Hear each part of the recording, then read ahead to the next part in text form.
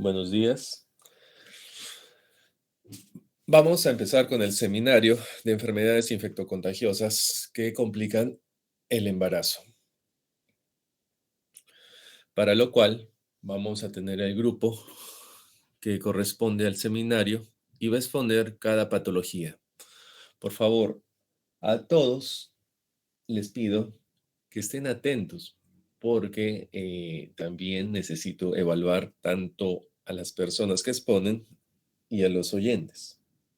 Así que por favor atentos a la exposición, al seminario y posteriormente pues voy a dar algunos puntos relevantes al final para que queden plasmado las ideas, ¿no? Fijas.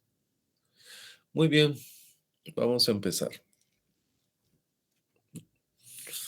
Empiecen, por favor. Buenos días, doctor. El día de hoy nosotros vamos a hablarle acerca de las enfermedades infectocontagiosas que complican la gestación. Siguiente, por favor. Bueno, el contenido se va a hablar acerca de la hepatitis, la rubiola, la toxoplasmosis, ETS, tuberculosis, VIH-Sida y el SARS-CoV-2. Siguiente, por favor.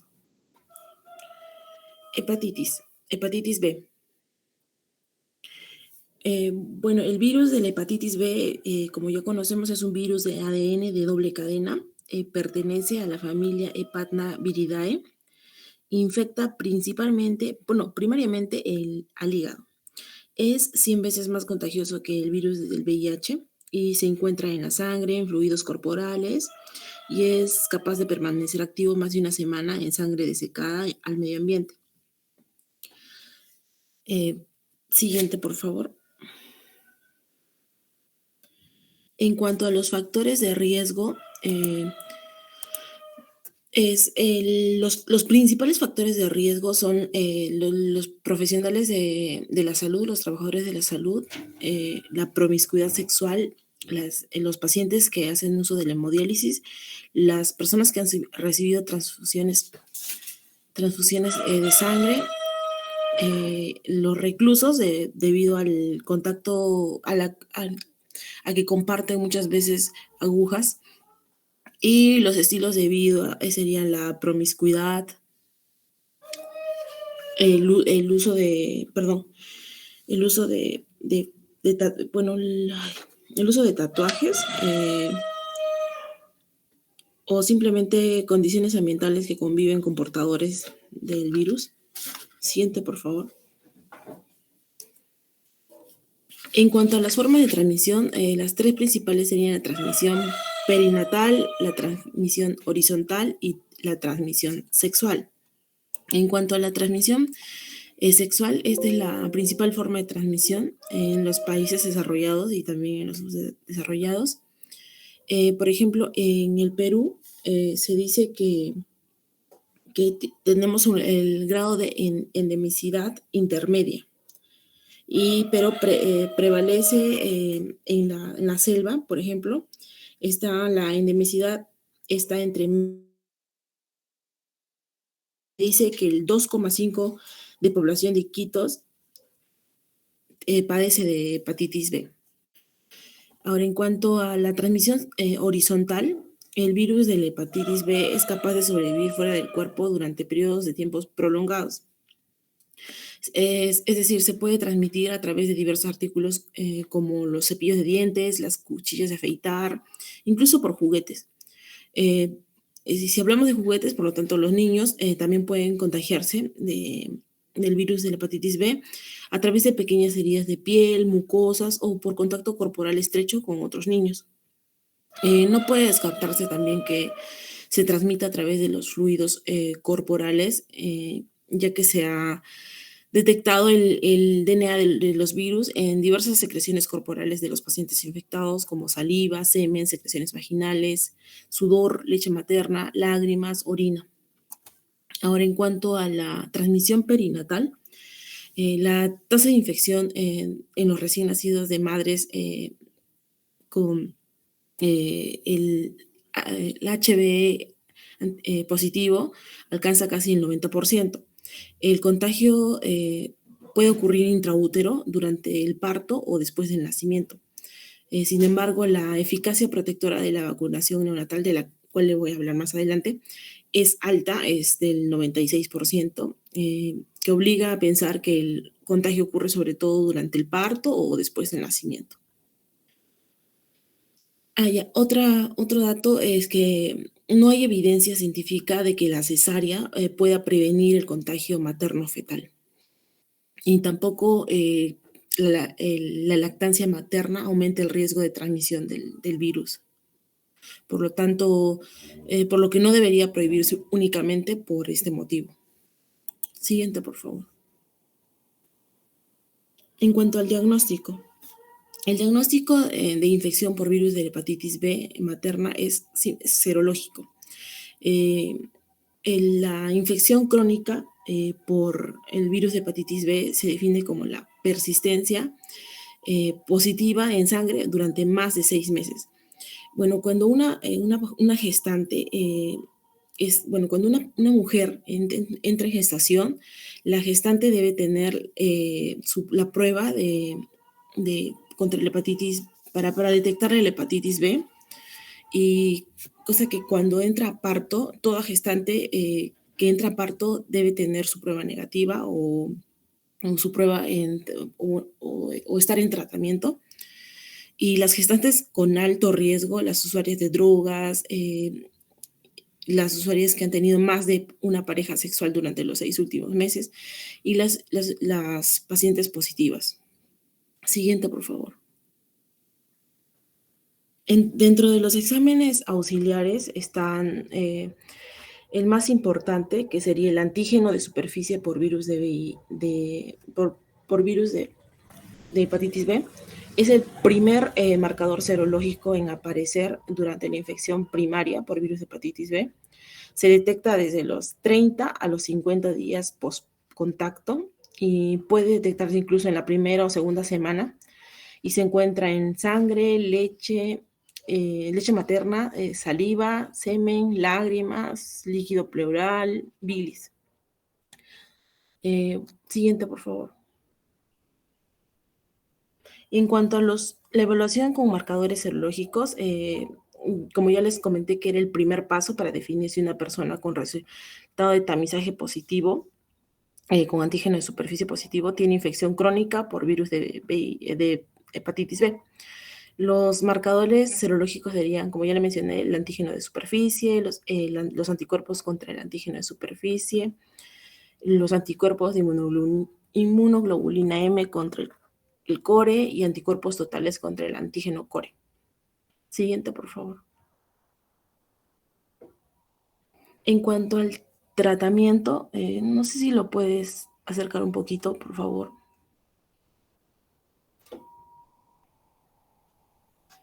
Ya, en cuanto al tratamiento, se dice que en primer lugar están las pruebas serológicas para detectar en sí el antígeno de superficie por virus de hepatitis B en las mujeres embarazadas mediante el PDR o el inmunoensayo en el laboratorio. Si es positiva, como segundo paso tenemos la evaluación para la profilaxis del tratamiento prolongado de la madre. Se mide la carga viral del virus o el antígeno E por hepatitis por el virus. Y si no, se dispone de esta prueba de detección del ADN y evaluar si hay cirrosis. En cuanto al DNA, tiene que ser menos de 200.000 unidades internacionales por mililitro, o resultados negativos y sin cirrosis. Y en este caso, ¿puedes bajarlo un poquito, por favor? En este caso, en el primer caso sería no dar profilaxis maternas con el tenofovir. En cuanto si el DNA del virus de la hepatitis B es mayor o igual a 200.000 unidades internacionales por mililitro, se debe iniciar la profilaxis materna con tenofovir y se debe reevaluar para determinar si da tratamiento prolongado con tenofovir a la madre después del parto y hacer un seguimiento. Y en el caso de que presencie una cirrosis, Se debe comenzar el tratamiento prolongado de la madre con el tenofovir y hacer el seguimiento ya de acuerdo a las directrices de la OMS. Un poco más abajo, por favor. En cuanto a la vacunación en cuanto a las intervenciones neonatales, es la vacunación del lactante contra la hepatitis B.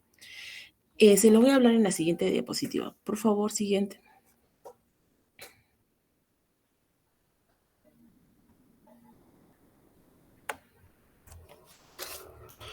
Bueno, ya, aquí hablamos acerca del tratamiento antiviral durante la gestación. Hay un tratamiento de la profilaxis pasiva-activa, que es la medida más establecida para la prevención de la transmisión vertical del virus de la hepatitis B. Consiste en la inmunoglobulina específica contra el virus de la hepatitis B, pero debe ser antes de las 12 horas de vida del neonato, y la vacuna contra el virus de la hepatitis B. Y bueno, ya mencioné, también debe ser la primera dosis antes de las 12 horas de vida. Y según el cuadro que les muestro, ese es el esquema regular de vacunación de los niños. La primera dosis de la hepatitis B es al nacer, y la siguiente es a los 2 meses, la que le sigue a los 4 meses y la última a los 6 meses. Todos los recién nacidos de madres con antígeno de superficie por virus de hepatitis B positivos o con estado desconocido deben recibir una dosis de vacuna de la hepatitis B en las primeras 12 horas cuando ocurre el parto, y luego completar las dosis de vacunación según el esquema del MINSA. Siguiente, por favor.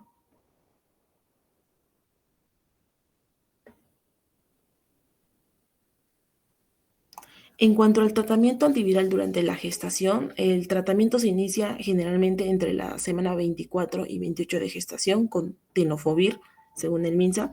Es el fármaco de elección en la gestación y la dosis es 300 miligramos vía oral cada 24 horas a partir de las 24 a 28 semanas de gestación, y el tratamiento continúa hasta los 4 meses después del parto. Siguiente, por favor.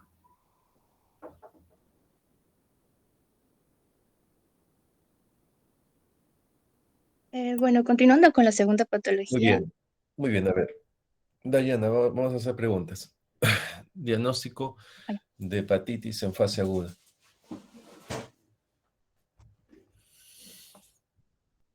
Disculpe, doctor, no lo escuché. Diagnóstico de hepatitis B en fase aguda. ¿Cuáles son los exámenes que me dice? El primer marcador serológico en aparecer sería el antígeno de superficie por virus del HBsAg. Ya, ese es uno. También aparece de forma simultánea el antígeno E de la hepatitis por virus, sería el HBeAg. Ya, ese es dos. Falta.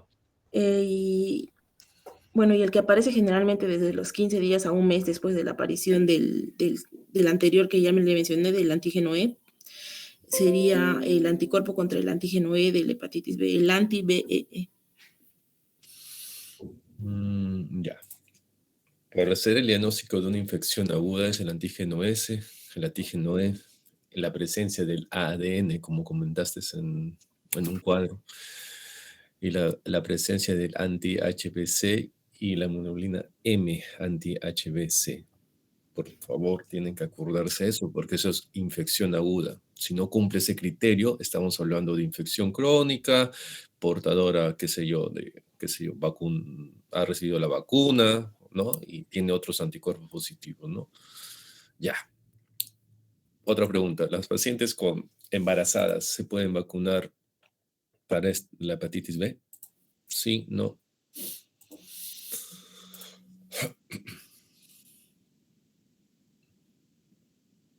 Dayana.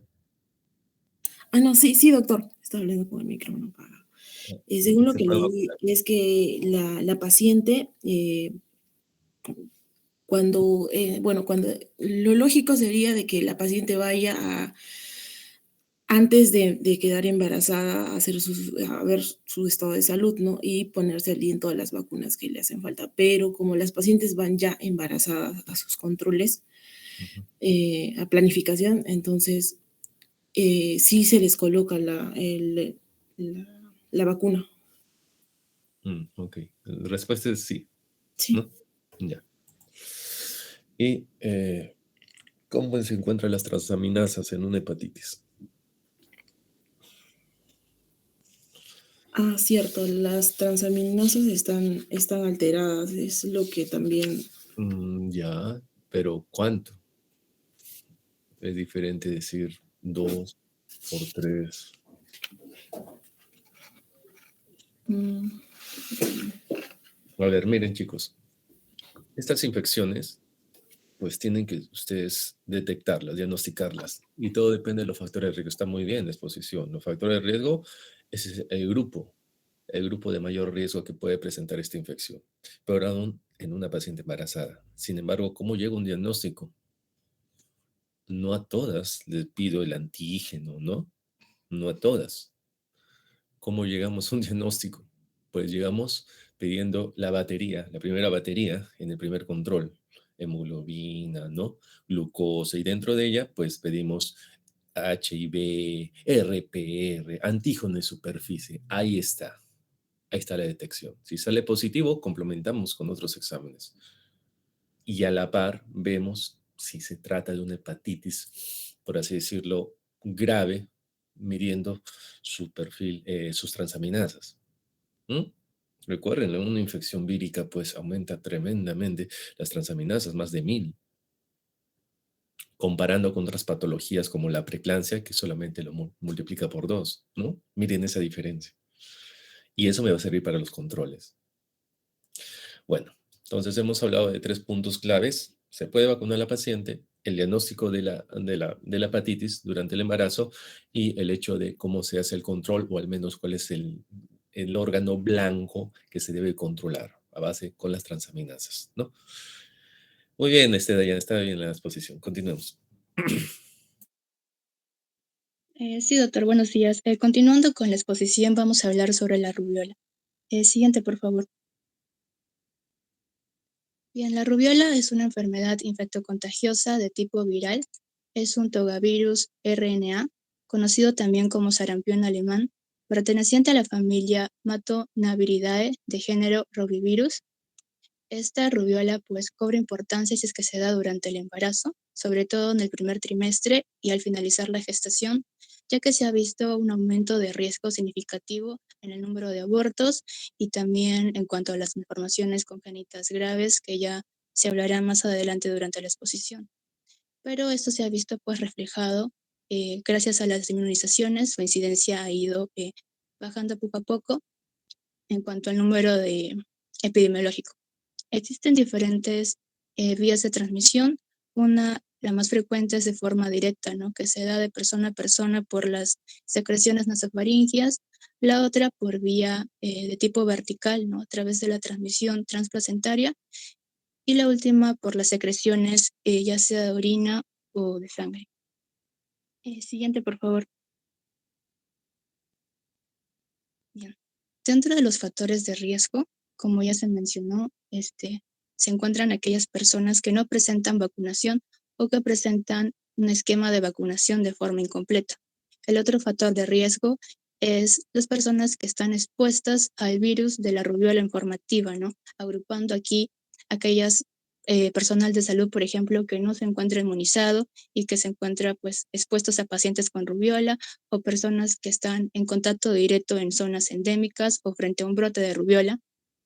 También aquellas que presentan enfermedades exantémicas previas o inmunodeprimidos, ¿no? Incluyendo aquí las inmunodeficiencias, ya sea en forma congénita o adquirida, o aquellos pacientes que tienen ingesta de medicamentos inmunosupresores. Siguiente, por favor. En cuanto al cuadro clínico, en sí la rubiola es una enfermedad pues leve y autolimitada. Incluso se ha visto que de 25 a 50% de los casos no presentan síntomas. Y en el caso de que sí presentaran síntomas, pues lo que se ve en esta diapositiva es en sí la historia propia de la enfermedad de la rubiola, comenzando con un periodo de incubación que da de 14 a 21 días, precedentes a los síntomas prodrómicos leves, ¿no? que incluyen lo que es la febrícula, conjuntivitis, dolor de garganta, dolor de cabeza y malestar general, ¿no? Estos síntomas prodrómicos duran de 1 a 5 días antes de la aparición de la erupción. Posterior a eso, ya vendría a ser lo que es la parte eruptiva o fase eruptiva, ¿no? Que es muy característico su aparición, que ese tipo de rubiola es una erupción de forma maculopapular, eritematosa, que puede presentar levemente prurito, evoluciona a pálpulas puntiformes similares a la escarlatina. Esta erupción comienza primeramente en la cara, luego procede al tronco, terminando en las extremidades, ¿no? Y dura aproximadamente de 1 a 3 días. También se encuentran lo que son las manchas de Wojciner, que se encuentran incluso uno de los principales síntomas previos a la erupción, presentes en el 20% de los casos, que son pues manchas rosadas discretas en el paladar blando. También lo que son las artralgias, artritis, linfadenopatías y conjuntivitis. En cuanto al periodo de infección, se da 7 días previos a la erupción y posterior a la erupción 7 días posteriores a este, ¿no? Siendo la etapa con mucho mayor transmisibilidad en el periodo de lo que es cuando aparece la parte eruptiva. Siguiente, por favor. En cuanto al diagnóstico, este virus de rubiola se puede aislar a través de la orina, sangre y el líquido cefalorraquídeo hasta 2 semanas después del inicio de la erupción. O también darlo en forma de tipo serológica, ¿no? Utilizando la prueba de ELISA, examinando o contabilizando lo que son las inmunoglobinas G y M. Si es que se aplican ambas pruebas, incluso pueden llegar a tener una especificidad y sensibilidad superior al 90%. En el caso del aislamiento del virus, hay ciertos tipos de recomendaciones, ¿no? Para llegar a este grado de sensibilidad y especificidad. Una de ellas es que se dé a partir de las 18 semanas, ¿no? Y se puede detectar 2 semanas posteriores de inicio de la erupción. En el caso de la parte de la detección en forma serológica, esto se da también a partir de las 22 semanas y se detecta en el caso de la M, ¿no? Que es la primera en aparecer, 4 o 5 días post inicio clínico, ¿no? Cuando se ve el inicio de los principales síntomas prodrómicos y hasta 6 semanas posteriores al inicio de la erupción. Y en el caso de la IgG, que es la que se queda, ¿no? La que dura más tiempo, se detecta de 1 a 2 semanas posteriores a la erupción. Siguiente, por favor. Ya. En cuanto al tratamiento en sí, si es que se habla de forma pues, general, no hay un tratamiento específico propiamente dicho para la rubiola, se trata de forma sintomática, pero si es que se quiere hablar ya en parte de la gestación o durante el embarazo, según las bibliografías que encontré, aquí lo separan en 2 tiempos. Si es que la infección se da entre los primeros 18 semanas, lo recomendable es, o lo que sugiere es, pues, interrumpir lo que es el embarazo, sobre todo si la infección tiene lugar antes de las 12 semanas. Como se ha visto, pues el virus en sí tiene un alto poder teratógeno, ¿no? Generando pues malformaciones a nivel del feto. En caso, no obstante, también se sugiere para confirmar, pues realizar una exploración ecográfica detallada y también búsqueda del ARN viral en el líquido amniótico, ¿no? Si en el caso de que la infección se diera posterior a las 18 semanas, el embarazo puede seguir pues con su normalidad, ¿no? Como se ha visto, el pronóstico para las mujeres embarazadas es generalmente excelente, pero sin embargo, como presenta estos efectos potenciales, se debe pues asesorar a las gestantes sobre la transmisión que se da materno-fetal, ¿no? Y ahí recalcando lo que es la parte de las inmunizaciones. Al momento de tratar de examinar, ¿no? O dar seguimiento en forma ecográfica, pues se tiene que buscar, ¿no? Estos tipos de signos, como es el caso de los defectos de septo, catarata, microcefalia, hepatomegalia, esplenomegalia o retención de crecimiento uterino, que nos podrían pues alertar a que se encuentre este caso como, o denominarlo como un caso de rubiola congénita. Siguiente, por favor. En cuanto a las complicaciones, si es que esta procede o sigue su trayecto, puede presentarse una trombocitopenia postinfecciosa, artritis, encefalitis, una panencefalitis progresiva por rubiola, síndrome de Guillain-Barré y la principal es el síndrome de rubiola congénita. Siguiente, por favor. que justamente se va a hablar aquí. Bien, es bueno tratar de diferenciar y tener en sí estos términos. Uno que es la infección por rubiola congénita, que abarca un espectro completo de resultados propios de la infección de la rubiola en forma intrauterina, ¿no? Que incluye lo que es el aborto espontáneo, hasta combinaciones de defectos del nacimiento o una infección asintomática. Y por otro lado es el síndrome de rubiola congénita, que es una subcategoría de la infección por rubiola congénita, que solamente se refiere a lo que son los efectos propios del feto, ¿no? Efectos propios del nacimiento. Bien, entonces, hablando un poco más de lo que es el síndrome de rubiola congénita, esta se produce por vía hematógena y varía con la edad gestacional. Se sugiere que el virus aquí se propaga a través primero del sistema vascular del feto, después va a infectar la placenta y es ahí donde se ve pues, el daño citopático de los vasos sanguíneos y la isquemia en los órganos afectados, ¿no? También se dice, y esto va a variar según el riesgo, ¿no? Por eso lo coloqué en rojito, aumenta su riesgo durante el primer trimestre, si es que la infección fetal aquí hasta un 81%, y sobre todo incluso aumenta mucho más si es que la infección se da dentro de las primeras 16 semanas. Y como se ve, el riesgo va a ir disminuyendo. También en el segundo trimestre, el 25% se encuentra, aumenta su riesgo, el tercer, desde las 27 a 30 semanas a un 35%, y nuevamente aumenta incluso llegando hasta el 100% si es que se da esta infección a nivel del tercer trimestre a partir de las 36 semanas. Siguiente, por favor. Bien, en cuanto a su clínica, hay diferentes tipos de malformaciones. Una de ellas están los de tipo cardíaco, ¿no? Se puede encontrar daños a nivel del ducto arterioso, se puede encontrar comunicación interventricular, estenosis pulmonar, lesiones a nivel oculares, como se ve en la imagen, como cataratas, opacificaciones a nivel de la córnea, microcefalia, retraso mental, sordera, retraso del crecimiento, también manifestaciones viscerales como hepatoesplenomegalia, miocarditis necrotizante, neumonía, entre otras. Entonces, como se ve, o sea, implica mucho mayor el riesgo, ¿no? A nivel del feto. El siguiente, por favor. Y ya para finalizar, a nivel de la prevención, pues la principal es todo lo que es relacionado a la inmunización, ¿no? La vacunación, siguiendo el esquema que nos da el MINSA, ¿no? La triple vírica, la SPR, ¿no? Que involucra el sarampión, paperas, rubiola, la primera dosis de las 12 semanas, a los 12 meses, perdón, y la segunda de refuerzo a los 18 meses. También se sugiere vacunación en aquellas mujeres no embarazadas en edad fértil que no tengan pruebas de inmunidad, pero que sí tengan contacto con sistema de salud o que se encuentren en riesgo, ¿no? En zonas endémicas o zonas de rebrote. También se sugiere vacunación en ellas y también en aquellas mujeres que no son inmunes, pero se les ofrece sobre todo la vacunación postparto.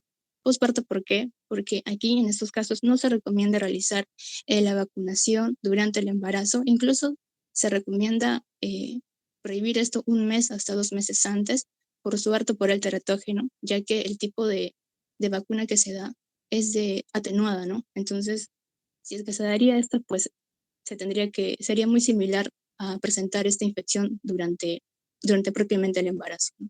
Y bueno, también es recomendable realizar un examen serológico prenatal, sobre todo para evitar, ¿no? Y descartar la infección. Eso sería todo, doctor, en cuanto a la rubiola. Muy bien, Araceli. Por favor, vuelva a repetir la característica en cuanto a los síntomas. ¿Cómo empieza en los síntomas esta patología? Sí, doctor. La clínica primero empieza con un periodo de incubación hasta 21 días. Luego los síntomas prodrómicos que son leves, casi insignificativos, no tienen significativos, ¿no? Lo que es la fiebre, dolor de cabeza, malestar general, ¿no? Que duran 5 días previos al periodo de erupción y ya se vendría a ser posterior a eso la erupción propiamente, ¿no? Que son presencia de máculas, ¿no? Eritematosas, que primero inicia a nivel de la cara, posterior al tronco y luego a las extremidades, ¿no? Que duran hasta 3 días. También pueden encontrarse linfadenopatías, conjuntivitis, artritis o artralgias. Muy bien. Como ha dicho Araceli, la descripción es importante para poder sospechar en esta infección y lo característico es cómo empieza y el desarrollo de la lesión macular, ¿no? Su extensión y que desaparece a la presión, ¿no? Ah, el síndrome de rubiola congénita, ¿quiénes lo sufren más? Cuando la infección, ¿en qué trimestre se da?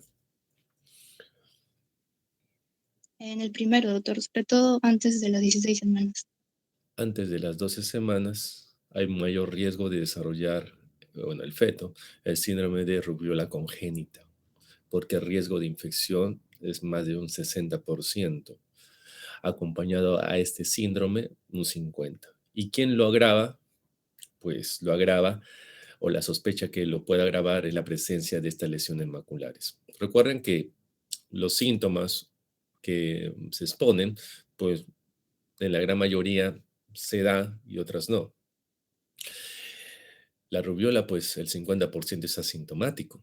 Y los que presentan síntomas, pues como su compañera ha dicho, se desarrolla ¿no? en ese tiempo, ¿no?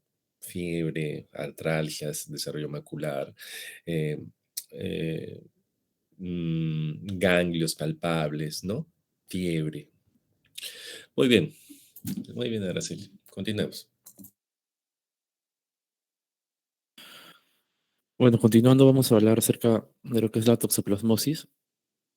Siguiente, por favor. Entonces, para hablar de esto, tenemos que recordar al protozoario, ¿no? Al parásito del Toxoplasma gondii, que va a ser el causante de la enfermedad.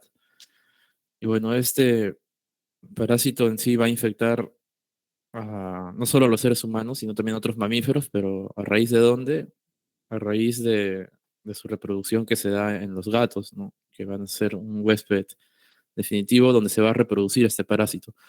Entonces, una vez que se haya reproducido, el gato puede contaminar el medio ambiente a través de sus heces, ya sea, por ejemplo, su caja de arena o tal vez plantas o incluso hasta alimentos, ¿no? Y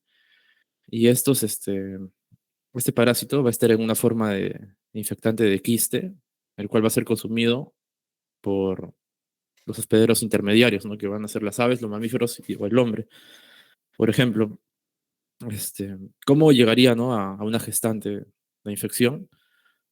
Por ejemplo, la gestante puede manipular la caja de arena del gato, ¿no? Lo tienes como mascota, ¿no? Y se contamina, ¿no? Con lo que serían sus heces, ¿no? O por otro lado, el consumo de otros huéspedes intermediarios infectados, ¿no? Que han podido consumir vegetales, o también un consumo directo de alimentos, ya sean vegetales o carnes infectados, ¿no? Es por eso que el hospedero definitivo es el gato, porque ahí se reproduce. El hospedero intermediario viene a ser las aves, los mamíferos y el hombre, porque ahí tienen otro tipo de reproducción, pero va para el lado latente, ¿no?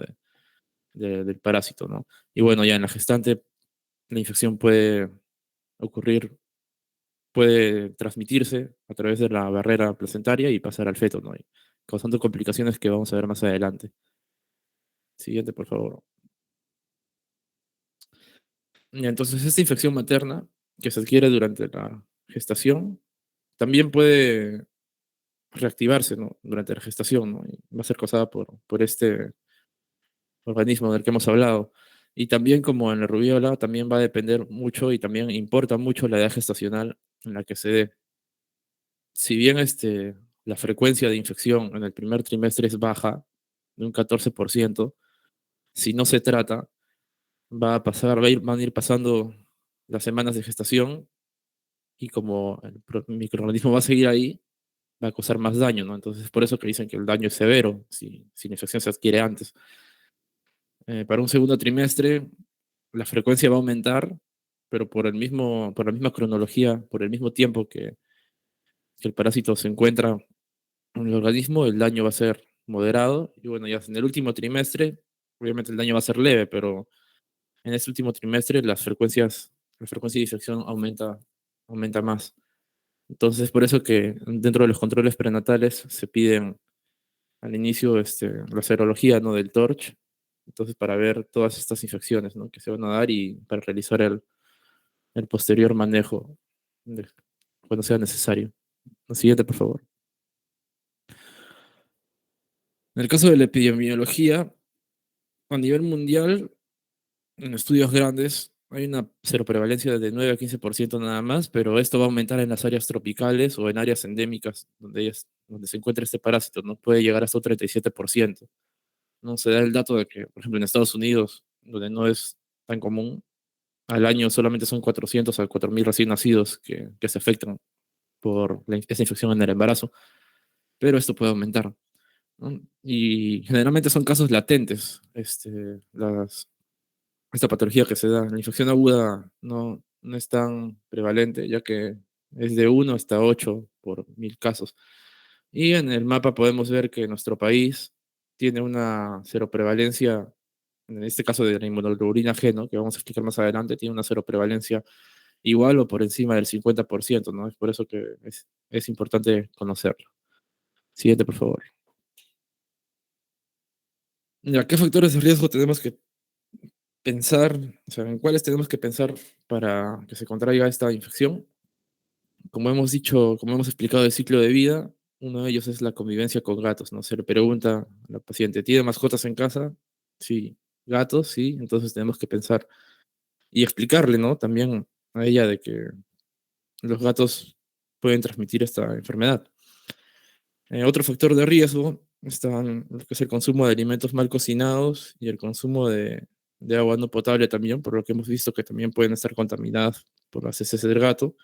Entonces, ¿qué tenemos que hacer? Explicarle, ¿no? A los pacientes que cuando vayan a cocinar tengan que tener cuidado, ¿no? Con el manejo de los alimentos, ¿no? Tienen que estar bien cocidos, los vegetales se les puede remojar en agua y echar unas gotitas de cloro para que se desparasiten. Entonces tenemos que explicar eso también. Y otro factor de riesgo obviamente va a ser la inmunodepresión, ¿no? Imaginemos que es una gestante que tiene VIH y no está controlada también. Hay que recordar que el toxoplasma forma parte de las enfermedades oportunistas, ¿no? En el VIH, ¿no? Entonces también hay que tener cuidado por ese lado. Y bueno, ya también como dato extra que está en la imagen, ¿no? Las cajas de arena de los gatos también tienen que tener una manipulación adecuada, ¿no? Porque por ahí también se puede contaminar. Siguiente, por favor.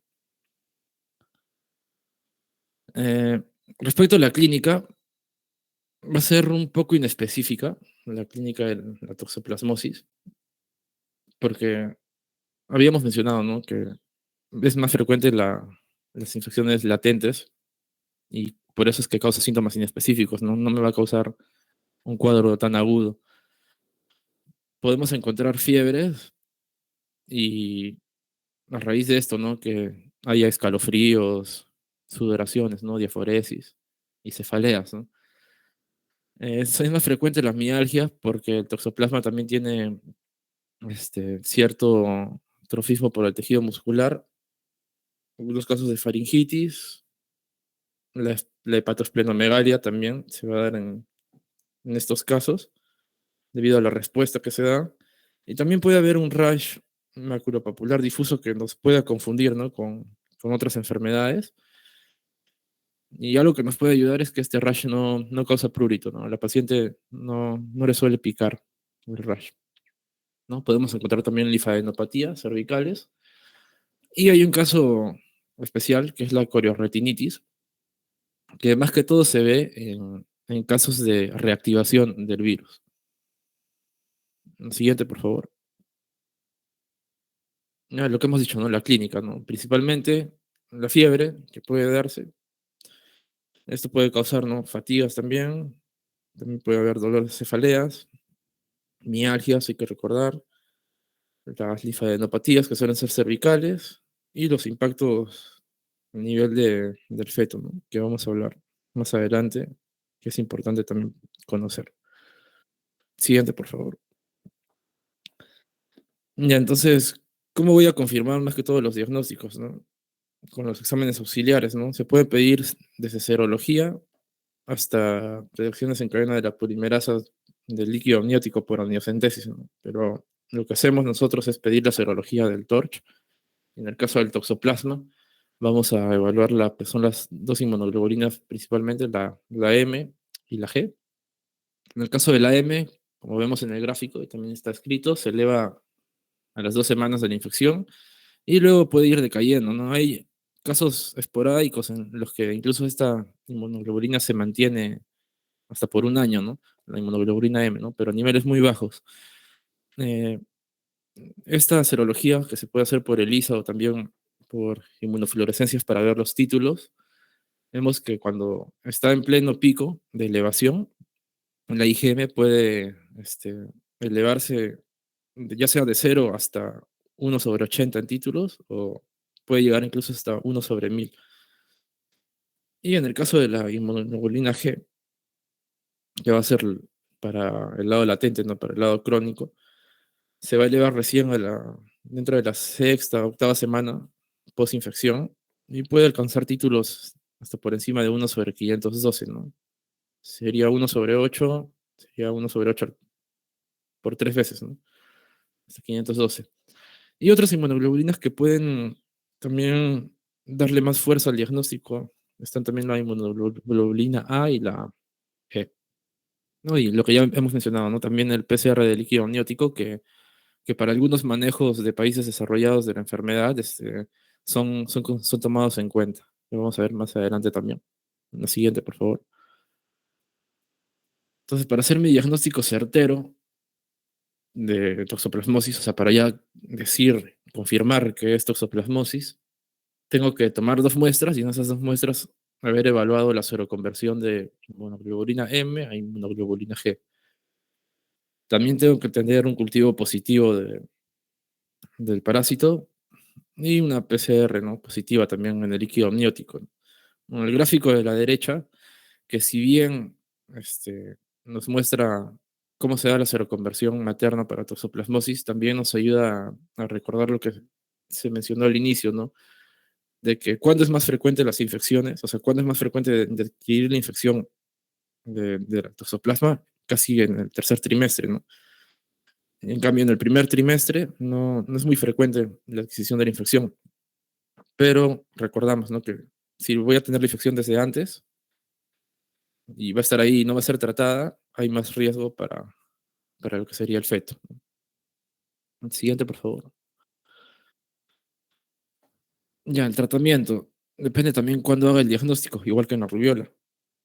Si hago el diagnóstico antes de las 18 semanas, este esquema es de Estados Unidos y dicen, no, inicia con espiramicina. Entonces, inicia con espiramicina y pide una amniocentesis, ¿no? Para ver cómo está la afectación del feto, ¿no? Si ha llegado o no la infección. Entonces, si es positivo el PCR, se cambia el medicamento y se da pirimetamina con sulfadiazina. Y a esto se le agrega ácido folínico. ¿Por qué? Porque sobre todo la pirimetamina puede causar en la madre eh, como una aplasia en la médula ósea. Entonces por eso se suplementa con este ácido folínico. Y en el caso que me salga el PCR negativo, se continúa con espiramicina. Si detecto la infección desde las 18 semanas en adelante, todo lo contrario, inicio con la combinación y hago el PCR, ¿no? Si es positivo, lo continúo. Si es negativo, o lo continúo o lo cambio a espiramicina sola. Siguiente, por favor.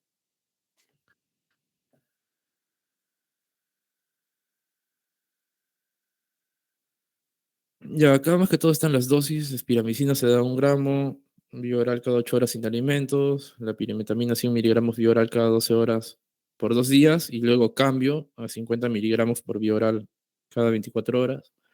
La sulfadiazina primero se da una dosis única que va de 75 miligramos por kilo de peso y luego cambio a 100 miligramos por kilo de peso vía oral cada 12 horas, pero se recuerda que se hace énfasis que la dosis máxima es de 4 gramos al día para aquellos pacientes que se sobrepasen, ¿no? Y en el caso del ácido folínico, se da de 10 a 20 miligramos, algunos dicen hasta 25 miligramos por vía oral también cada 24 horas, durante y una semana después de la terapia con pirimetamina. Y la duración del tratamiento se recomienda que sea 3 a 4 semanas, descanso una semana, 3 4 semanas, descanso una semana, y así sucesivamente, hasta 2 semanas antes de la culminación del embarazo, ¿no? Y también hay que volver a pedir, ¿no? Una serología de, para el toxoplasma, ¿no? En este último trimestre, ¿no? O antes de la combinación del embarazo, ¿no? Para ver el efecto, ¿no? Y obviamente también durante el tratamiento se hacen controles, ¿no? Con exámenes de sangre, ¿no? También por ese efecto que habíamos mencionado de la pirimetamina. Siguiente, por favor. Ya dentro de las complicaciones, entonces, como ya hemos hablado, si la infección se da en el primer trimestre, va a haber más complicación. Una de ellas es el aborto espontáneo, ¿no? La gestación se termina automáticamente debido a la intensidad de la infección. Y se dan tres complicaciones importantes. Calcificaciones intracerebrales en el feto, obviamente, hidrocefalia, y esto sí me hacen corioretinitis. A diferencia de que la madre no siempre suelen hacer corioretinitis, más que todo ellas lo hacen cuando son casos de reactivación, ¿no? Y pueden tener otras manifestaciones a largo plazo, ¿no? Como ceguera, microftalmia, miocarditis, y obviamente un retardo mental ya severo, ¿no? Porque la infección viene desde el inicio de la gestación. Y en el segundo y tercer trimestre es más frecuente la corioretinitis y también las calcificaciones intracerebrales, y menos frecuente, ¿no? Pueden hacer mastoiditis, porque también se infectan los mastoides y puede generar hipoacusias en el recién nacido, restricciones de crecimiento intrauterino también, y el retardo mental suele ser más leve y moderado por lo mismo que la infección no tiene mucho tiempo dentro del organismo de la madre, ¿no? Y otras ya manifestaciones, complicaciones más raras son las miocarditis, glomerulonefritis, o infecciones incluso también de los septos ventriculares, de los septos alveolares, ¿no? Ellas son más raras. La siguiente, por favor. Y esto es lo último que tenemos que recordar, que nos va a servir también, que también sirve, ¿no? En lo que es pediatría, que es la tetrada de Sabin, que esto va para lo que es la toxoplasmosis congénita, ¿no? Que vienen a ser las convulsiones, la corioretinitis, las calcificaciones y la hidrocefalia. Y algunos usan una mnemotecnia que son las 4 C, ¿no? C de convulsiones, C de corioretinitis, C de calcificaciones. Y para hidrocefalia lo recuerdan como cabeza grande, ¿no? Pero la tetra es esa de ahí, que se da en la toxoplasmosis congénita, ¿no? Que es por malos controles y mal manejo en la gestación. Esa sería la última de toxoplasmosis, doctor. Muy bien. A ver, ¿cómo nosotros diagnosticamos toxoplasmosis en una embarazada sabiendo que la gran mayoría son asintomáticas? ¿Cómo crees que Ah, diagnosticamos? ya, con la serología que se da en el control prenatal de los exámenes Torch. Mm, mm. No a todas le pedimos el torch. Es más, no está parte de la batería. Y recalcar que su costo es elevado, ¿no? ¿Cómo diagnosticamos toxoplasmosis? Es Pensar también fácil en los factores de cuando, riesgo. bueno, esa es una, sí tiene factores de riesgo, pero creo que la gran mayoría que cría un perro o un gato, ¿no? No a todas le hacemos el torch. Hay algo más.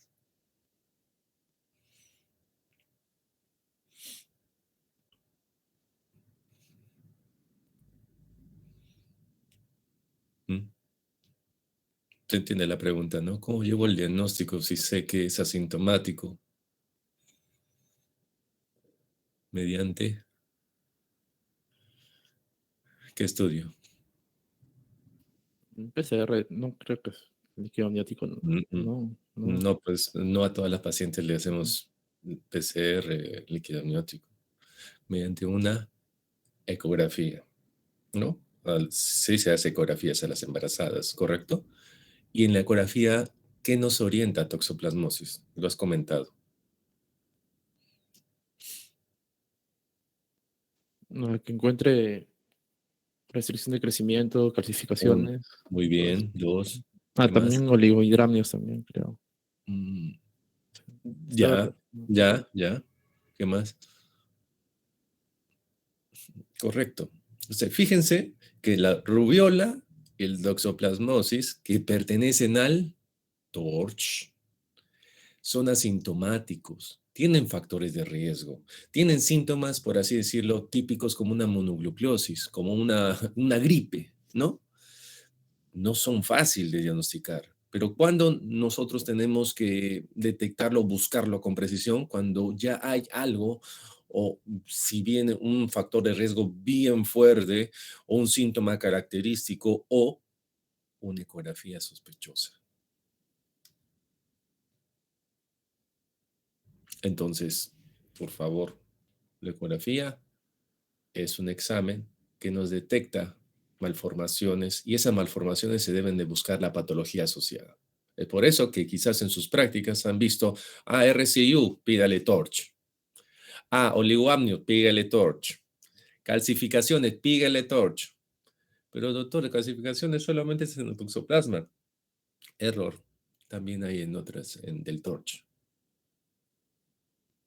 No son pactognomónicos, por así decirlo. Continúen, por favor. Muy bien, Jean-Pierre. Sí, bueno, continuando con lo que respecta a enfermedades de transmisión sexual, pues de manera general estas van a ser en su mayoría las que vamos a explicar. Son patologías que presentan lesiones a nivel de órganos de genitales externos femeninos o también pueden ser dentro de la vagina. Entonces, por lo tanto, estas van a complicar de manera que vendría a ser al momento del parto, si es que estas se contraen de una manera tardía del embarazo, por así decirlo. Por lo tanto, la vía de parto va a terminar por una vía alta, por cesárea probablemente, para evitar una transmisión este, a recién nacido, ya sea por las lesiones que vamos a encontrar a ese nivel. Siguiente.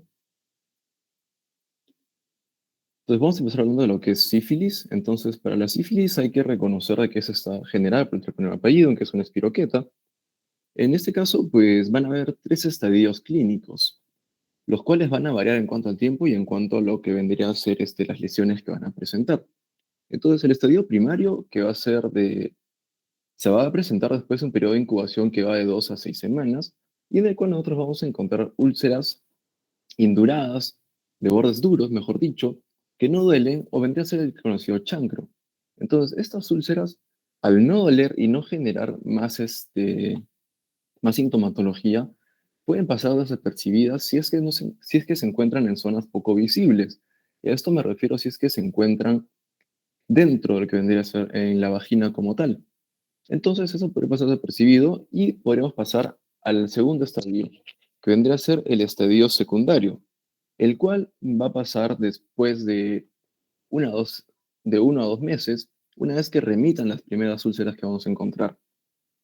Entonces, una vez que van a remitir las úlceras que estemos en el estadio secundario, vamos a observar lo que vendrían a ser erupciones cutáneas, lo cual más que todo va a ir de la mano con lesiones mucocutáneas o linfadenopatías, pero cabe mencionar de que estas lesiones que vamos a encontrar, pues son lesiones maculopapulares, polimorfas, como veremos más adelante. Y después pues tendremos el estadio terciario, el cual vamos a evidenciar ya manifestaciones ya en diferentes partes del cuerpo, entonces también que van a afectar a ciertos órganos como tal. Además de que se van a observar tumoraciones de consistencia de goma, que vendrían a ser más o menos similares a cicatrices queloides como tal. Y después tenemos la sífilis latente, entonces esta va a depender si es temprano o tardía, y para determinar esto de acá, pues usamos el parámetro de 1 año. Si ha sido antes de 1 año del embarazo, pues será una temprana, y si ha sido pues después de ese año o quizá de más tiempo, va a ser la tardía.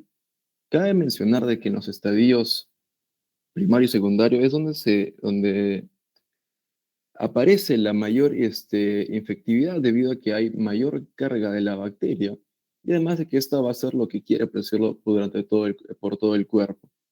Además, en la sífilis latente, pues esta va a disminuir su transmisión, cabe decir que no es nula. Sin embargo, como no va a haber síntomas, la paciente sigue siendo cero reactiva. Y eso es lo que nos ayuda también para poder diagnosticar la sífilis en estos estadios que no tienen clínica. Cabe mencionar también de que 2/3 de las pacientes que tienen sífilis, pues sus recién nacidos van a nacer con sífilis congénita, van a presentar también muerte fetal o van a terminar en un aborto. Cabe mencionar que las alteraciones fetales de la sífilis recién se van a evidenciar a nivel de la semana 18, y esto debido a que recién estaría, ahora eso debido a una inmunidad no, a una inmadurez de la inmunidad fetal, del sistema inmunitario fetal. Siguiente. Entonces, nos llega una paciente que nos refiere que tiene bueno, que tiene una úlcera de bordes duros, de bordes indurados, y que no duele, o que probablemente la paciente no la sienta y que en un momento quizá se dio cuenta y es que acudió, o en todo caso tuvo la noticia de que su pareja fue diagnosticada de esto y nos llegó y pudiendo haber encontrado nosotros la úlcera quizá a nivel de vagina. Después tenemos que también nos pueden llegar con lo que viene a ser el estadio secundario, donde vamos a encontrar esas lesiones maculopapulares, o por último el estadio terciario, que van a ser las gomas, como se ve en esta mano de acá, que parecen cicatrices, queloides. Pues bien, el diagnóstico se debe realizar en el primer control prenatal y después se deben de realizar en el tercer trimestre, o en todo caso, en su defecto, pues dentro de la semana 28 y 32, y ya de última, si la paciente llega tarde, pues en el parto. Entonces, para el diagnóstico nos vamos a basar en la clínica, ya sean las úlceras, ya sean las lesiones maculopapulares, o ya sean las gomas sifilíticas. Entonces, para el laboratorio tenemos una amplia variedad de métodos diagnósticos, sin embargo, hay dos que son los que se emplean para el diagnóstico como tal, que lo vamos a ver más adelante. Entonces tenemos que venir a hacer la detección directa del treponema fallido en una microscopía de campo oscuro. Como se puede ver acá en la imagen de negro, todas esas líneas verdes que nosotros vemos como fosforescentes, que en sí son las espiroquetas que parecen sacacorchos, pues van a ser el treponema. Después tenemos las pruebas treponémicas. Estas más que todo van a medir anticuerpos frente a antígenos del treponema fallido. Acá tenemos las pruebas rápidas como también otras pruebas con antígenos específicos. Después tenemos las pruebas no treponémicas, que vienen a ser la BDLR y la RPR. Entonces acá tenemos que van a medir anticuerpos frente a antígenos de lesiones. Esas vienen a ser pruebas no treponémicas o no específicas, que sin embargo puede ser que tengan títulos elevados, pero no nos indican porque pueden haber falsos positivos, falsos negativos porque no son específicas. Además de que esas pruebas nos pueden indicar la actividad de la enfermedad y el tratamiento, lo cual no nos indican las pruebas anteriores. Siguiente.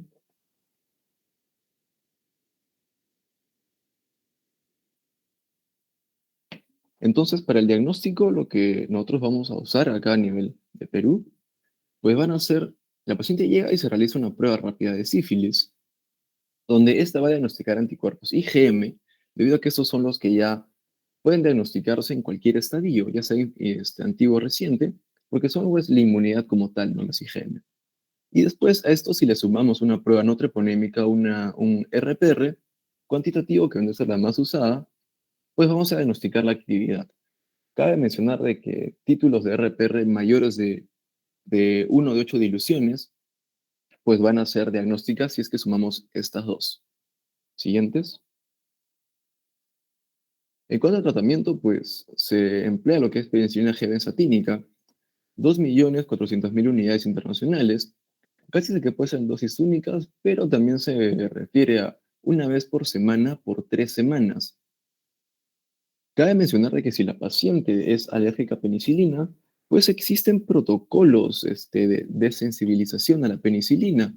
Y estos duran 4 horas y pues poco a poco esto se realiza en cuidados intensivos para ir viendo y se va aumentando poco a poco la dosis de penicilina y viendo cómo la paciente pues va reaccionando. Y también se pueden suspender esas pruebas si pues que hay una evolución tórpida. Como opción a esto tenemos la cestraxiona, 1 gramo intramuscular, cada 24 horas por 14 días o la doxiciclina. En cuanto al seguimiento, pues mencioné que las pruebas no treponémicas eran las que daban la actividad y la respuesta al tratamiento, por lo tanto, recurriremos a estas, y esas se dice que son cada 6 meses cada 3 meses durante el embarazo, pero una vez pasado el embarazo, pues, una vez pasado el parto, pues se realizan cada 6 meses. Siguiente. ¿Cuándo diremos que es un tratamiento inadecuado? En caso de que el parto ocurra en 30 días después del tratamiento, en caso de que encontremos signos de infección al parto, o sea, las lesiones como tal, títulos de anticuerpos maternos por 4, o sea, que estos han aumentado y no han bajado por el tratamiento, en cuanto que no conozcamos la dosis de penicilina o de que el tratamiento haya sido con cualquier otro medicamento que no sea penicilina. Siguiente. Entonces, cabe mencionar que existe la reacción de Harish-Heismer, que vendría a ser una complicación que no solo da gestantes, que vendría a ser más que todo por la destrucción de las espiroquetas. Cuando lo que le puede dar a la madre o a las no gestantes vendría a ser una cefalea intensa, quizá mareos, náuseas, vómitos, pero lo que vendría a ser esto a nivel de la gestante puede ser contracciones prematuras, trazos cardíacos fetales no reactivos y también pueden concluir en un parto pretérmino. Y por último, la sífilis congénita, pues eso va a ser cuando ya se afecta al recién nacido y esto nos vamos a diagnosticarlo ya sea porque la madre tiene sospecha de sífilis o tiene lesiones compatibles con sífilis, o no completó su tratamiento, o ha sido una paciente que tiene títulos de pruebas no treponémicas que nos indiquen reactividad o que nos indiquen positividad, o sea, más de 1/8. Entonces, esto va a ser títulos de RPR por 4 o que sea mayor que la madre. Esto de por 4 vendría a ser, se traduce como dos diluciones más, o sea, si es 1/8, pues va a ser 16, la otra va a ser 1/32. Entonces, eso vendría a ser lo diagnóstico. En caso de que la paciente llegue a tarda control hacia el momento de la ecografía, encontremos placentomegalia, que sea mayor de 4 centímetros, polidramnios, ascitis o hepatomegalia, pues también nos harán sospechar la sífilis congénita o que hay afección de recién nacido. Siguiente. En cuanto a la gonorrea, esta pues va a ser generada por Neisseria gonorrea, que es un diplococo, ¿no? Entonces, en este caso, se dice que existe mayor prevalencia de esta patología en poblaciones que tienen un acceso limitado a la atención de salud. Entonces, para el diagnóstico de esta patología nos vamos a basar en lo clínico.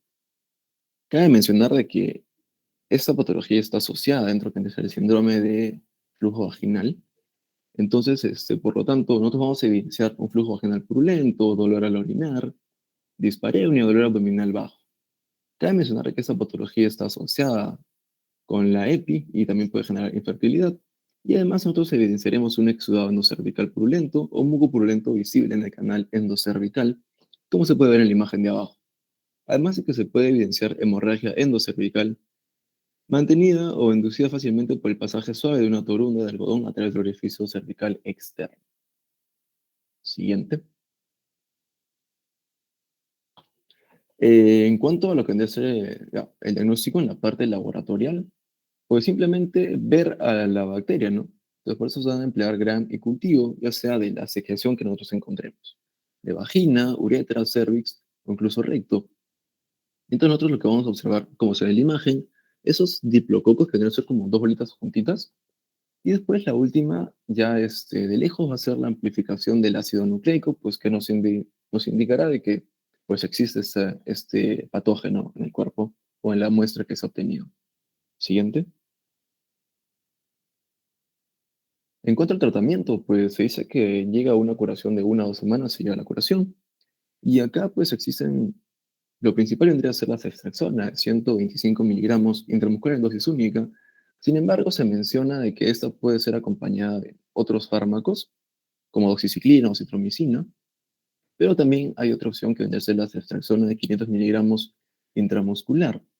Después también tenemos la espectinomicina, de 2 gramos intramuscular en dosis única. Siguiente. En cuanto al herpes simple, pues tenemos el virus del herpes simple 1 y 2.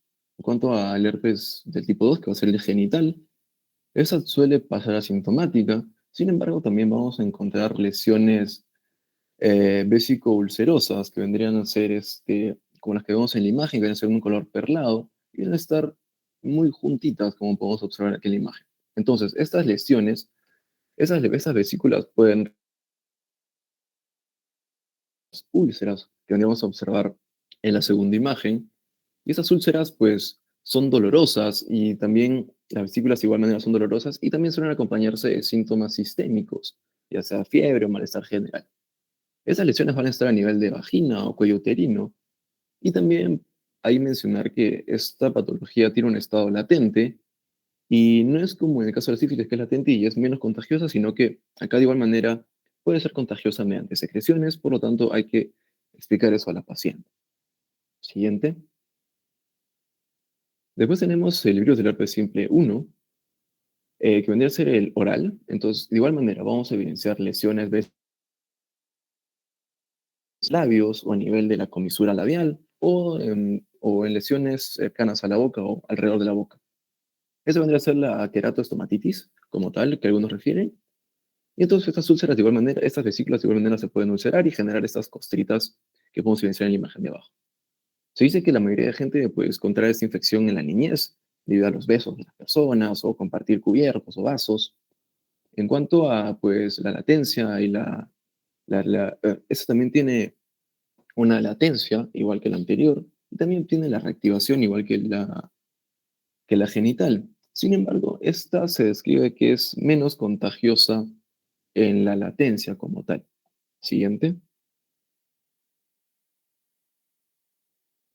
Pues en cuanto a la morbilidad, se dice que en el primer trimestre si la infección se contrae en el primer trimestre, pues eso puede generar un aborto espontáneo. Se dice que el contagio materno cercano al parto, si la madre se contagia cerca del parto, de la fecha probable del parto, pues el riesgo de transmisión será de 30 a 50%. Si el contagio es en la primera mitad, pues habrá un riesgo de transmisión al recién nacido menor a 1%. Y acá se dice que, en cuanto a lo que refiere al parto vaginal y la transplacentaria, pues debido a que el parto vaginal va a estar en contacto con las lesiones, va a ser donde ocurra la mayor transmisión. Entonces dice que hay mayor transmisión en el parto vaginal que de manera transplacentaria. Siguiente. Acá pues el diagnóstico va a ser en base a la clínica, ya sea que encontremos vesículas a nivel o úlceras a nivel genital o a nivel oral, como se pueden ver en las imágenes, y a nivel de laboratorio pues estos emplean pruebas serológicas directas, que deben ser la IgM, como tal buscando la respuesta del cuerpo al herpes como tal. Y después tenemos las pruebas virales directas, que van a ser la PCR, que pues va a buscar el ADN de este virus como tal. Siguiente. En cuanto al tratamiento, pues vamos a tratar el herpes genital materno, ¿no? Entonces la terapia antiviral supresiva va a tener los objetivos de prevenir episodios recurrentes sintomáticos, va a controlar la diseminación subclínica y acortar la duración de las recurrencias en caso de que estas se presenten. Acá pues tenemos dos formas que se pueden emplear. La primera opción va a ser el aciclovir de 400 miligramos vía oral cada 8 horas de 7 a 10 días. Y después tenemos la otra opción que va a ser el valaciclovir de 1 gramo vía oral de cada 12 horas de 7 a 10 días de igual manera. Siguiente. Por último, lo que respecta a Chlamydia trachomatis, pues se dice que estas son infecciones prolongadas y asintomáticas. Se dice que son asintomáticas en el 90% de las mujeres y asintomáticas en el 80% de los hombres. Se dice que los recién nacidos de madres infectadas, el 50% van a presentar conjuntivitis entre la primera y segunda semana. El 20% va a presentar neumonía entre el primer y tercer mes. Se dice que la infección de Chlamydia trachomatis está relacionada también con la EPI, con el embarazo ectópico, con el dolor pélvico crónico y la infertilidad. Siguiente. Entonces, para el diagnóstico nos vamos a basar en lo clínico. Vamos a evidenciar una cercitis asintomática, un exudado vaginal normal o un sangrado vaginal intermenstrual. Como podemos ver en la imagen, pues va a ser el exudado que nosotros vamos a evidenciar. En cuanto también tiene una etapa más avanzada, que va a ser el linfogranuloma venéreo, que ese principalmente se va a encontrar a nivel inguinal o femoral y va a ser unilateral. Cabe mencionar de que esta linfadenopatía es dolorosa. Siguiente. Entonces, en cuanto a la Chlamydia trachomatis, en cuanto al laboratorio, pues vamos a recurrir a lo que son las muestras de orina o el hisopado endocervical o vaginal. Entonces, lo vamos a llevar a un cultivo o a una observación al microscopio. Entonces, como podemos ver a la exploración del microscopio, pues, como esta es una bacteria intracelular, entonces acá en la primera imagen de mano izquierda, nosotros vamos a ver de que están los núcleos, estos 6 núcleos se evidencian, pero en la célula más grande a mano izquierda, vamos a evidenciar que hay, por decirlo de manera grosera, esa mancha que se encuentra ahí, vendrían a ser los cuerpos elementales o la clamida como tal que está de manera intracelular. Eso que parecen como unas esporas, pues eso es. De igual manera, acá en la otra imagen se evidenciará lo que está de un color marrón, que vendrán a ser igual los cuerpos elementales o la clamida como tal. Después tenemos la inmunofluorescencia directa, que más que todo nos va a ayudar también a evidenciar a la clamida como tal. Y después tenemos la amplificación de ácidos nucleicos, los cuales también nos van a indicar la presencia de esto y va a ser más factible como tal. Siguiente. Pues en cuanto al tratamiento, hay regímenes recomendados. Se recomienda empezar con eritromicina, 500 miligramos vía oral cada 6 horas por 7 días, o en su defecto, pues cortar la dosis a la mitad y extender al doble el tratamiento. Se dice que a nivel de lo que es este tratamiento con eritromicina, muchas pacientes pues como que no les gusta continuar con ese tratamiento debido a que tiene efectos adversos o colaterales en el aparato digestivo, ¿no? Que vendrían a ir como náuseas o vómitos. Entonces, por eso es que de ser la negatividad de la paciente con esta con eritromicina, pues se recurrirá a la acitromicina, 1 gramo por oral dosis única. O también en su defecto, estudios también recomiendan que la amoxicilina, 500 miligramos vía oral cada 8 horas por 3 días, pues también puede tener un efecto frente a la clamidia trachomatis. Siguiente.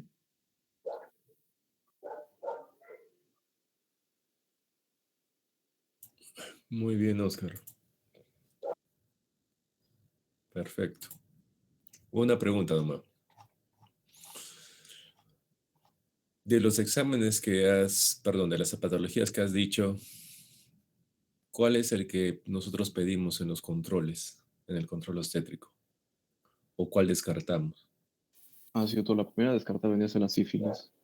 Muy bien. ¿Y en qué momento se pide? ¿O en qué momentos se pide? ¿Y qué se pide? Ha sido todo, se pide ya sea en el primer control o en todo caso en su defecto si es que no se pidió, se pide el primer control y se vuelve a pedir en el tercer trimestre las Ya, consultas que ocurren ahí, o si no, ya si el paciente nos llega tardíamente, antes del parto.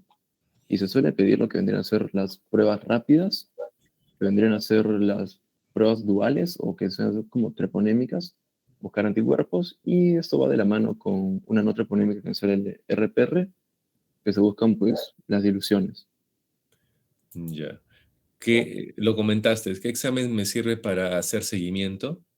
Para ¿Las hacer seguimiento treponémicas son o las no? O las las no. pruebas no treponémicas, el Ya, RPR a la cabeza. ya, muy bien, Oscar. Perfecto. Ya, continúe.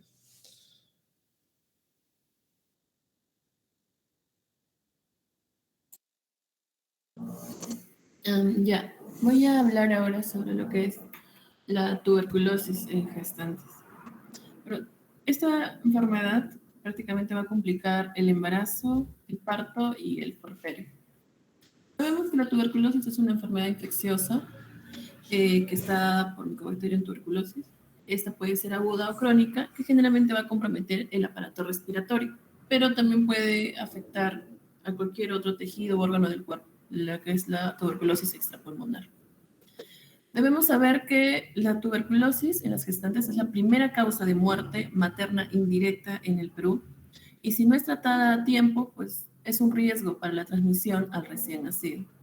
La bacteriemia tuberculosa durante el embarazo puede resultar en infección de la placenta o del aparato genital materno. Por lo tanto, esta patología sí puede ser transmitida a nuestro producto. Los factores de riesgo que tenemos para esta enfermedad van a estar relacionados con la persona, es decir, con su entorno. Por lo tanto, el primero es el estilo de vida de la paciente, el ambiente socioeconómico que la rodea y la respuesta social, el acceso a los servicios de salud que ella va a tener o no.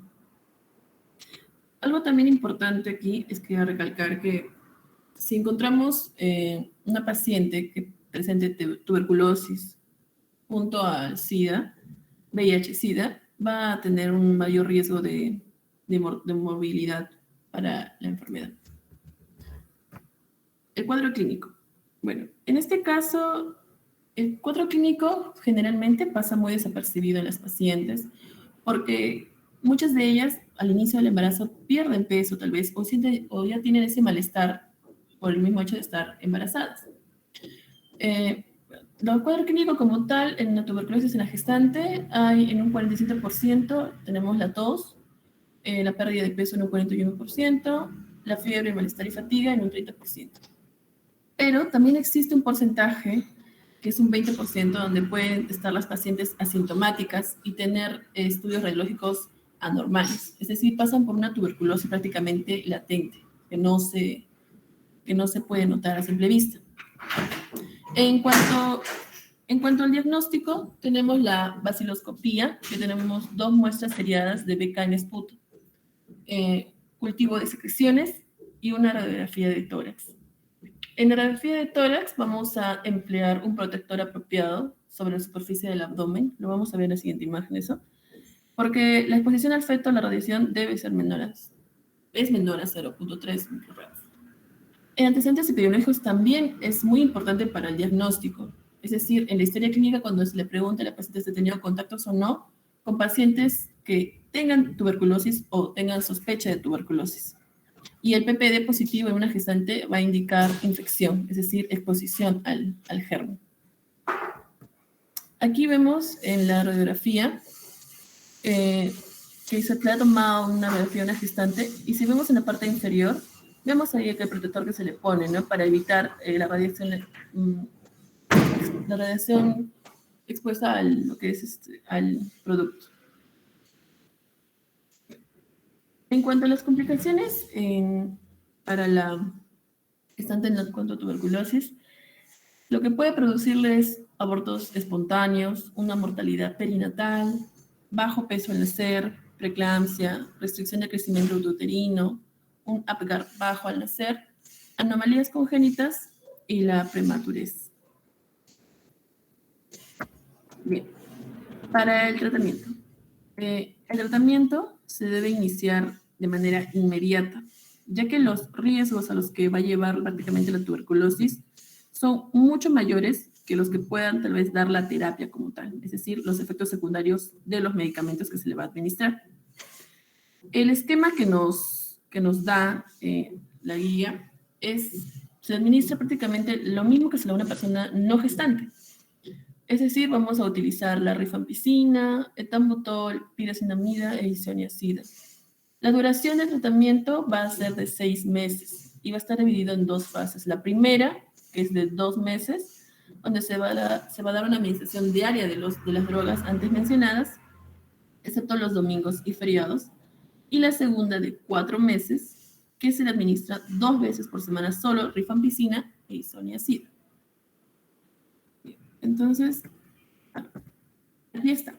Ese tratamiento también, estoy mostrando ese esquema, está indicado para toda paciente con un diagnóstico nuevo de tuberculosis pulmonar o también extrapulmonar, con un BK positivo o un BK negativo, incluyendo todos aquellos cultivos que sean positivos o negativos. Y también en las pacientes con un nuevo diagnóstico de tuberculosis, pero que añadido a esto también, bueno, tengan un BK positivo o negativo, estén asociados a una infección por VIH-Sida. Entonces, en la imagen vemos prácticamente el estadio de tratamiento. Dije que la primera fase duraba solo 2 meses y la segunda duraba 4 meses. Aquí ya sabemos que la rifampicina, bueno, la dosis es de 8 a 12 miligramos por kilogramo de peso y la máxima dosis debe ser 600. La isoniazida de 4 a 6 miligramos por kilogramo de peso y la máxima dosis 300 miligramos. La pirazinamida de 20 a 30 miligramos por kilogramo de peso y la dosis máxima de 2.5 gramos. Y el etambutol de 15 a 20 miligramos por kilogramo de peso y la máxima dosis es de 2.5. Esta es la primera fase y se da todos los días excepto domingos y feriados y dura solo 2 meses. La siguiente fase es la de continuación, que va a durar 4 meses. En este caso, como lo dije, 3 veces prácticamente a la semana y solo se va a tomar rifampicina e isoniazida. La rifampicina, en este caso, va a seguir con su misma dosis, que es de 8 a 12 miligramos por kilogramo de peso, pero la isoniazida se va a subir la dosis de 8 a 12 miligramos por kilogramo de peso con una dosis máxima de 900 miligramos.